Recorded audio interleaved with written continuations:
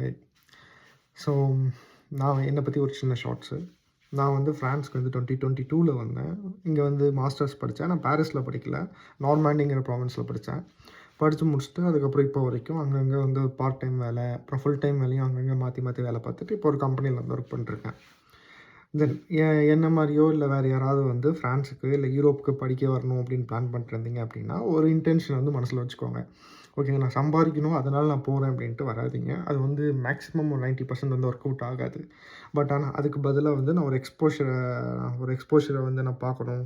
Okay, ஒரு experience feel பண்ணணும் வாழ்க்கையில் வந்து. ஏன்னா நீங்கள் வந்து உங்கள் நாட்டில் நீங்கள் இல்லை, வேறு ஒரு நாட்டில் இருக்கீங்க. இந்த நாட்டோட சட்டத்திட்டத்துக்கு உட்பட்டு நீங்கள் வாழ போகிறீங்க. நீங்கள் நினச்சதெல்லாம் எதுவும் பண்ண முடியாது. ஒரு அன்சர்டனான சுச்சுவேஷனில் தான் நீங்கள் ஒவ்வொரு நாட்டிலையும் இருப்பீங்க.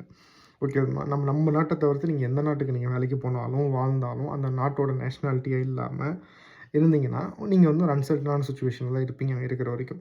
ஏன்னா என்ன வேணால் எப்படி வேணால் நடக்கலாம். ஒரு கவர்மெண்ட் மாதிரி இன்னொரு கவர்மெண்ட் வந்து ரெசிடென்ட் பெர்மிட் எல்லாம் கூட நீங்கள் சேஞ்ச் பண்ணலாம், ரூல்ஸ் போடலாம். ஸோ அது எது வேணால் நடக்கலாம். ஏன்னா நீங்கள் உங்கள் நாட்டில் கிடையாது, உங்களுக்கு அங்கே குடியுரிமை கிடையாது. ஸோ அப்படி இருக்கும்போது என்ன வேணாலும் நடக்கலாம். ஸோ அப்படி இருக்கும்போது நீங்கள் அந்த அட்மாஸ்பியரில் வந்து நிறைய விஷயத்த வந்து கவுன் த்ரூ பண்ணுவீங்க, ரொம்ப கஷ்டப்படுவீங்க, சில டைம் ரொம்ப சந்தோஷப்படுவீங்க, எல்லா டெசிஷனும் நீங்களாக எடுப்பீங்க. அது தப்பு சரின்றதெல்லாம் தாண்டி அந்த அனுபவம் வந்து உங்கள் வாழ்க்கையில் ரொம்ப வந்து உதவும் பின்னாடி.